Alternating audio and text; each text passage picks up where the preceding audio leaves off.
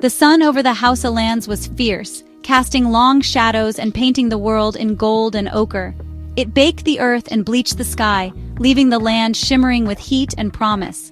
This was Zazzau in the 16th century, a world of red dust, bustling markets, and resilient people who thrived despite the harshness of their environment. Traders from across the Sahara arrived with salt and silks, their caravans winding through the desert, leaving with kola nuts, leather goods, and stories to tell. The kingdom thrived as a crossroads of civilizations, alive with energy, ambition, and the constant hum of commerce and conversation. Power was everywhere, visible in the king's guards, their spears gleaming in the sun in the hush of the market, the fertile soil that promised harvest, and the blacksmith's forges that shaped the tools of daily life and war. The people of Zazzau were artisans, farmers, traders, and warriors, proud, skilled, and ever aware that their fate depended on strong leadership and unity. But the sands were shifting, and the winds of change began to stir. Neighboring kingdoms eyed Zazzau's wealth, and the threat of war loomed ever closer, casting a shadow over the city's prosperity. To lead here required more than royal blood. It demanded an iron will, sharp intellect, and the courage to face the unknown. The people whispered of their hopes and fears, waiting for a leader who could protect and expand their world, someone who could unite them in uncertain times. Unbeknownst to them, that leader was already among them, a young princess watching from the palace walls. She saw the traders, the soldiers, the daily struggles and triumphs of her people, and listened to tales of distant lands, fierce battles, and the legends that shaped her ancestors. She felt the pulse of her kingdom, its strengths and vulnerabilities, and the weight of destiny pressing upon her. Her name was Amina. Unlike other princesses, she learned the art of power, not just the arts of the court. She trained with warriors, listened to advisors, and studied the world beyond the palace. She watched, waited, and prepared, her resolve growing stronger with each passing day. The dust of Zazzau was settling, but soon she would stir it into a storm that would echo through history. In the heart of this ancient kingdom, a new story was about to begin, one that would change the fate of Zazzau forever. The people sensed change, though they could not name it. A quiet anticipation filled the air, as if the city itself was holding its breath. The world was ready for a leader who would defy tradition, break boundaries, and inspire a new era. Amina was destined to become that leader, her spirit unyielding and her vision clear. She would not just inherit a kingdom, she would transform it, forging a legacy that would outlast the walls of Zazzau. The sun blazed on, but a greater fire was about to rise, a fire born of courage, vision, and the will to lead. The era of Amina was on the horizon, promising hope and transformation for all who called Zazzau home. Zazzau would never be the same. Its people, its rulers, and its destiny were about to be rewritten. The legend was about to awaken, and the world would remember the name Amina for generations to come. Amina was born into power, the cherished daughter of Queen Bakwa Turunku, the formidable founder of Zazzau's capital. From the moment she entered the world, her destiny was intertwined with the legacy of her mother and the future of her people.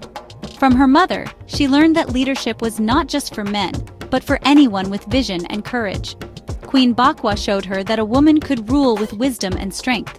She saw a woman command armies, negotiate with rivals, and shape a nation's destiny with her own hands.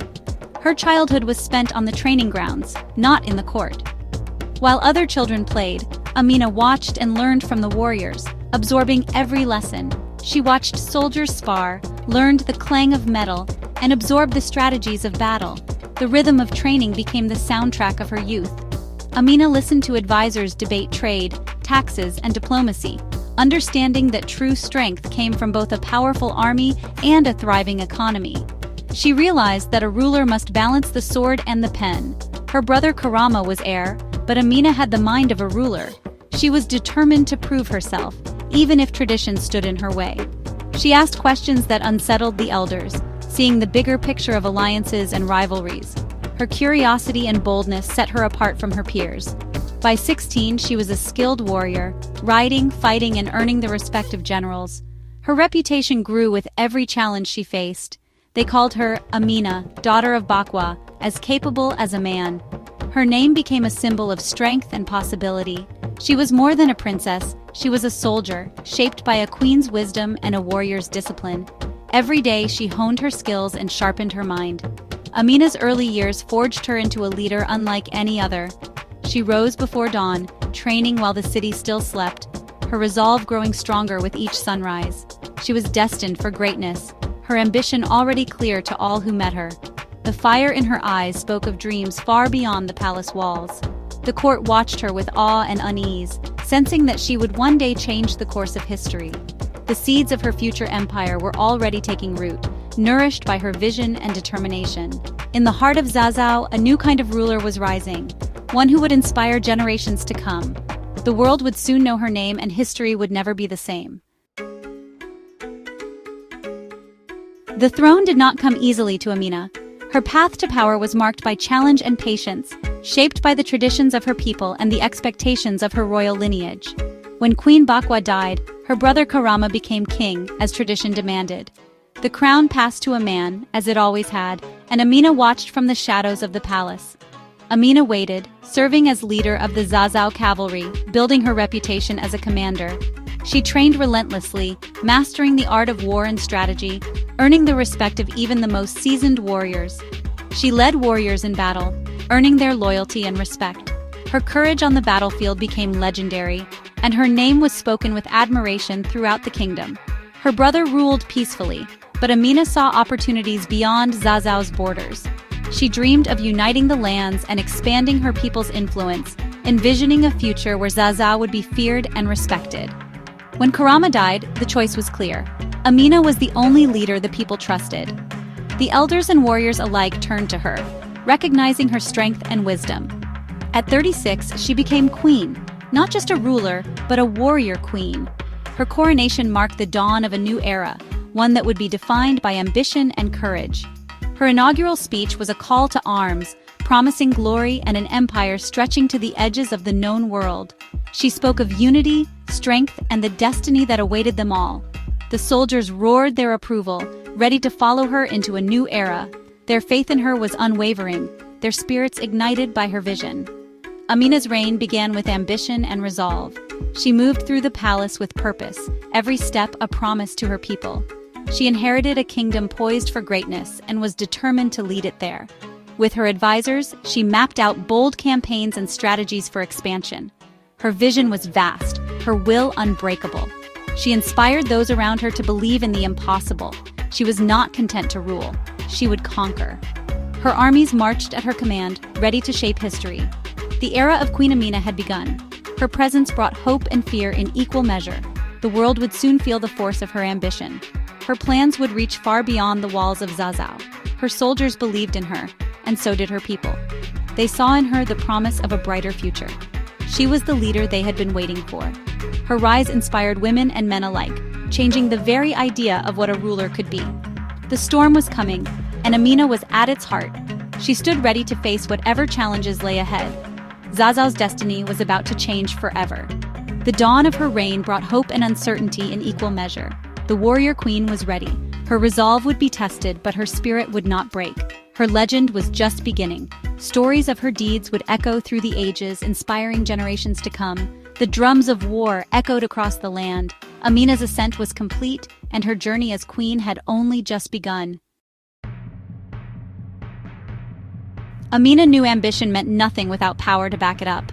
Her first act as queen was to transform Zazzau's military. She introduced rigorous training, demanding discipline and loyalty. Amina led by example, training alongside her soldiers and rewarding merit over birth. The army grew, over 20,000 foot soldiers and 1,000 cavalry, unmatched in the region. Her cavalry became legendary for their speed and ruthlessness. Blacksmiths worked day and night, forging weapons and armor for her troops. The war drums sounded, signaling Zazzau's rise.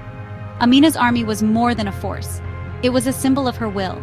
She had prepared for this moment her entire life. Now the kingdom was secure, the army ready. The time for conquest had arrived. The world would soon know the might of Zazzau. Amina's ambition was set in motion.